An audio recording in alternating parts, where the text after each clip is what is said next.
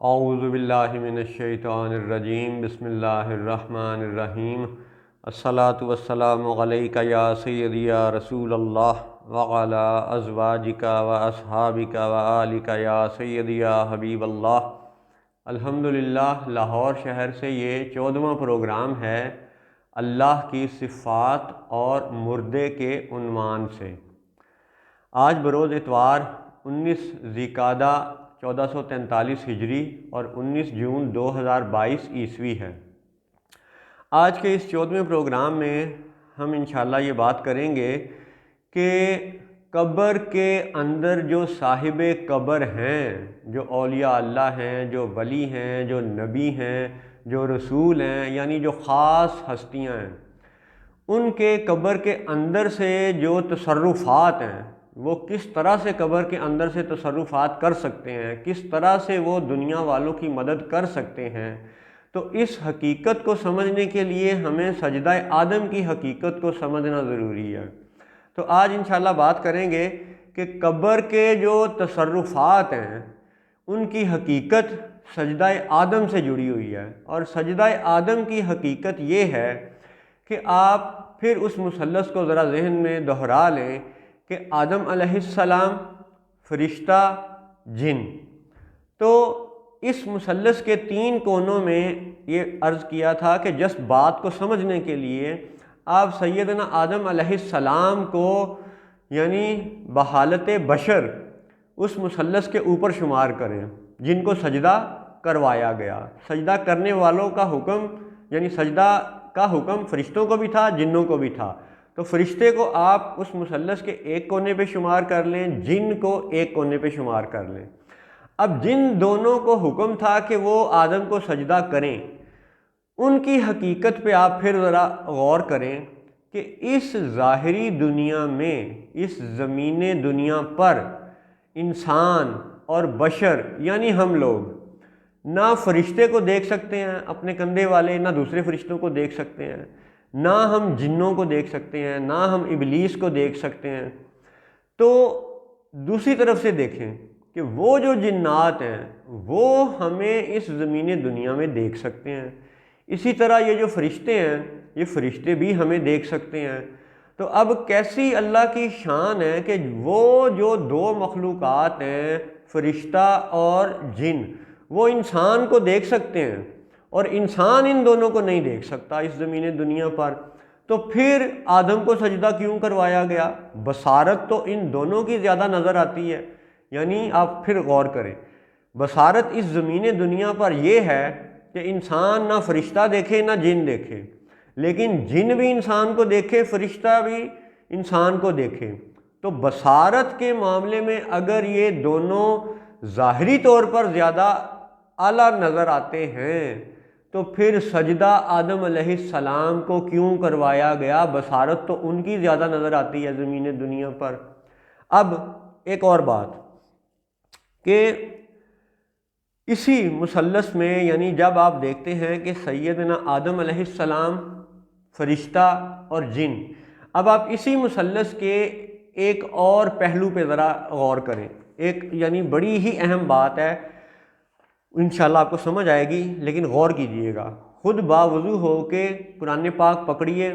سورۃ الانفال جو قرآن پاک کی 8ویں سورت ہے، اس میں غزوہ بدر کا ذکر ہے۔ اس غزوہ بدر کے حوالے سے یعنی طویل آیات ہیں، جس میں سے ہم ابھی 48 نمبر آیت کا ذکر کرتے ہیں۔ 8ویں سورت سورۃ الانفال آیت نمبر 48۔ تو اب آپ سنیے گا ذرا۔ اعوذ باللہ من الشیطان الرجیم وَإِذْ زَيَّنَ لَهُمُ الشَّيْطَانُ أَعْمَالَهُمْ وَقَالَ لَا غَالِبَ لَكُمُ الْيَوْمَ مِنَ النَّاسِ وَإِنِّي جَارٌ لَكُمْ فَلَمَّا تَرَاءَتِ الْفِئَتَانِ نَكَصَ عَلَىٰ عَقِبَيْهِ وَقَالَ إِنِّي بَرِيءٌ مِّنكُمْ إِنِّي أَرَىٰ مَا لَا تَرَوْنَ إِنِّي أَخَافُ اللَّهَ وَاللَّهُ شَدِيدُ الْعِقَابِ۔ اب آپ اس آیت کا ترجمہ سنیے۔ اور جب کہ شیطان نے ان کی نگاہ میں ان کے کام بھلے کر دکھائے اور بولا، آج تم پر کوئی شخص غالب آنے والا نہیں، اور تم میری پناہ میں ہو۔ تو جب دونوں لشکر آمنے سامنے ہوئے، الٹے پاؤں بھاگا اور بولا میں تم سے الگ ہوں، میں وہ دیکھتا ہوں جو تمہیں نظر نہیں آتا۔ انی اخاف اللہ، میں اللہ سے ڈرتا ہوں۔ واللہ شدید العقاب، اور اللہ کا عذاب سخت ہے۔ اب آپ دلچسپ حقیقت یہ سنیں کہ یہ شیطان کا بیان ہے جب وہ انسانی صورت میں ابو جہل اور کافروں کے ساتھ غزوہ بدر میں موجود تھا، اور پھر جب اللہ کے حکم سے فرشتوں کی قطار وہ نازل ہوئی، آسمان سے فرشتے نازل ہوئے، تو ان فرشتوں کو نازل ہوتے ہوئے دیکھ کے شیطان نے یہ کہا انی ارا، میں دیکھتا ہوں، ما لا ترونا، جو تم نہیں دیکھتے۔ یعنی وہ کافر جو ابو جہل اور اینڈ کمپنی، وہ سارا ٹولہ تھا، وہ فرشتوں کو نہیں دیکھ پائے اس وقت، لیکن وہ شیطان جو انسانی صورت میں وہاں غزوہ بدر میں موجود تھا، اس نے یہ کہا کہ انی ارا، میں دیکھتا ہوں، ما لا ترونا، جو تم نہیں دیکھتے۔ یعنی اس وقت ابو جہل کو فرشتے نظر نہیں آئے، لیکن وہ شیطان جو غزوہ بدر میں بصورت انسان موجود تھا، اس کو فرشتے نظر آئے۔ اور یہاں پہ دلچسپ حقیقت آپ غور کریں، دو باتیں سمجھ آتی ہیں۔ ایک تو یہ کہ شیطان کو بھی اللہ تعالیٰ نے اتنی طاقت، اتنی قدرت، اتنا اختیار دیا ہے کہ وہ آگ ہوتے ہوئے، وہ جن ہوتے ہوئے انسانی صورت اختیار کر سکتا ہے۔ اور قرآن پاک کی سورۃ الانفال کی آیت نمبر 48 اس بات کا ثبوت ہے کہ وہ شیطان دوسروں کے اعمال بھلے بھی کر کے دکھا سکتا ہے، اور وہ جب انسانی صورت میں ہو تو اس کو فرشتے بھی نظر آتے ہیں۔ یہی اس کا بیان ہے، انی ارا، میں وہ دیکھتا ہوں، ما لا ترون، جو تم نہیں دیکھتے۔ تو گویا کہ ایک عام بشر وہ اس انسانی یعنی حالت میں اس زمین دنیا پر فرشتے کو دیکھ نہیں سکتا، اور جب شیطان اس زمین پر انسانی شکل میں آئے تو وہ فرشتے کو دیکھ سکتا ہے۔ تو پھر بات یہ ہے کہ پھر ابلیس کو یہ حکم کیوں دیا گیا کہ آدم کو سجدہ کرو؟ دلچسپ نقطہ ہے، غور والا ہے، انتہائی اہم ہے کہ وہ فرشتہ جو انسان کو نظر نہیں آتا انسانی حالت میں، لیکن وہ ابلیس کو نظر آتا ہے، اور اس ابلیس کو اس حالت میں بھی نظر آتا ہے کہ جب وہ غزوہ بدر میں بصورت انسان موجود تھا۔ اور پھر اس نے یہ بھی کہا انی اخاف اللہ۔ اس کا مطلب یہ بھی یاد رکھیں کہ شیطان بھی اللہ سے ڈرنے کی بات کرتا ہے۔ اس لیے اگر آپ کسی گروہ کے کسی ایک سیاسی یا مذہبی لیڈر کے منہ سے یہ سنیں، خواہ وہ اسرائیلی ہو یا اسرائیلیوں کا ہم نوا ہو، اور وہ یہ کہے کہ جی ہم تو اللہ سے ڈرتے ہیں، تو یہ بیان اس کے حق ہونے کی دلیل نہیں ہے، کیونکہ قرآن پاک سے یہ ثابت ہے کہ شیطان کی بھی یہ سٹیٹمنٹ ہے انی اخاف اللہ۔ شیطان بھی کہتا ہے کہ میں اللہ سے ڈرتا ہوں۔ تو اللہ سے ڈرنے کی بات پر کسی کا حق ہونا ثابت نہیں ہوتا، ٹھیک ہے جی۔ اور پھر آگے چلتے ہیں، اس سے سورۃ الانفال کی آیت نمبر 48 سے یہ تو ثابت ہوتا ہے کہ شیطان یعنی جن آگ ہوتے ہوئے خاکی صورت اختیار کر سکتا ہے، بشری صورت میں آ سکتا ہے، انسان بن سکتا ہے۔ اسی طرح حدیث پاک سے یہ ثابت ہے کہ جن انسان کے جسم میں اس طرح اندر گھس جاتے ہیں، حلول کر جاتے ہیں کہ اس کے جسم کے اندر بندے کی خون کی گردش سے زیادہ تیز رفتاری سے وہ گردش کرتے ہیں، یعنی ایک لمحے سے بھی کم وقت میں وہ بندے کی سوچ، بندے کا خیال بدل دیتے ہیں، بندے کو زنا اور گناہ کی طرف راغب کر دیتے ہیں، وغیرہ وغیرہ۔ تو اب آپ غور کریں کہ وہ جن جو انسانی صورت بھی اختیار کر سکتا ہے اور جو انسان کے اندر حلول بھی کر سکتا ہے، اسے کیوں کہا گیا کہ آدم کو سجدہ کرو؟ پھر آپ آ جائیں فرشتے کے اوپر۔ وہ فرشتہ جو نور ہے، جو نوری مخلوق ہے، نور سے بنا ہے، اور ان سب نوری مخلوقات کا جو سردار ہے، یعنی فرشتوں کا جو سردار ہے، جو کہ سیدنا جبرائیل علیہ السلام ہیں، جنہیں روحنا کہا گیا، روح القدس کہا گیا، روح فرمایا گیا۔ تو اب ان کی شان دیکھیں، سورہ مریم آیت نمبر 16 میں ذکر ہے، اعوذ باللہ من الشیطان الرجیم واذکر فی الکتاب مریم، کہ مریم کا ذکر ہے۔ جب وہ ان کو بیٹے کی بشارت دینے گئے تو پھر اگلی آیت نمبر 16 میں اس کا ایک حصہ تلاوت کر رہا ہوں۔ فَأَرْسَلْنَا إِلَيْهَا رُوحَنَا فَتَمَثَّلَ لَهَا بَشَرًا سَوِيًّا، تو اس کی طرف ہم نے اپنا روحانی روح الامین بھیجا، وہ اس کے سامنے ایک تندرست بشر کے روپ میں ظاہر ہوا۔ اب آپ لفظوں پہ غور کریں۔ فَأَرْسَلْنَا، پھر ہم نے بھیجا، الیہا، اس کی طرف یعنی مریم کی طرف، روحنا، اپنی روح کو یعنی روح الامین کو یعنی روح القدس کو یعنی جبرائیل علیہ السلام کو، کس صورت میں، کس مثل میں، کس شکل میں؟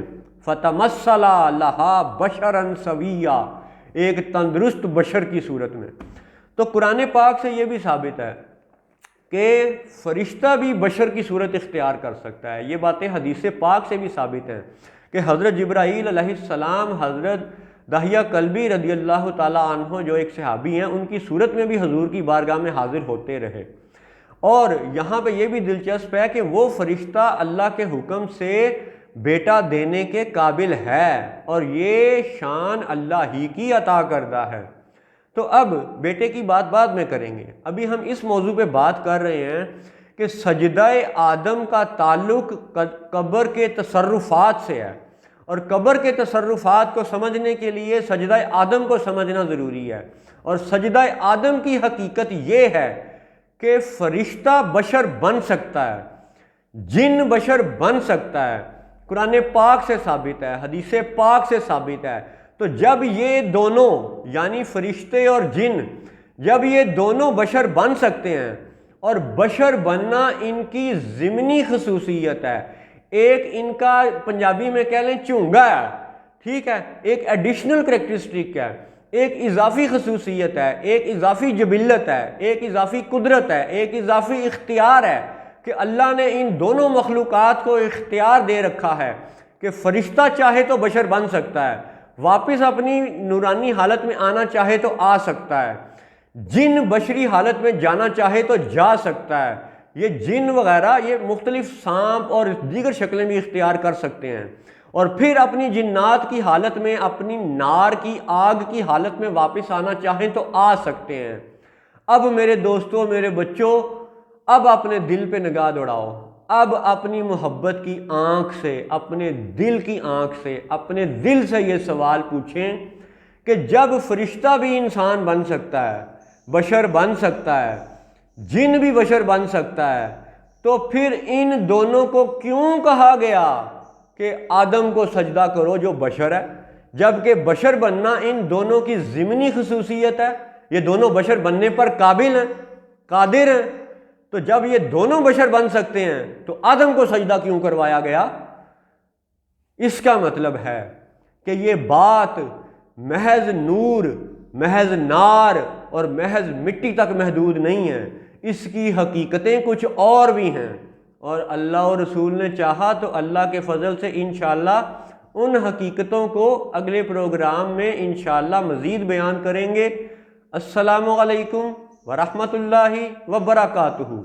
آج کے پروگرام کا خلاصہ یہ ہے کہ فرشتہ اور جن اگر بشر بننے پر قادر ہیں، اور سجدہ انہوں نے بشر کو کیا، فرشتوں نے کر دیا، جن نے انکار کر دیا، لیکن حکم تو تھا سجدے کا۔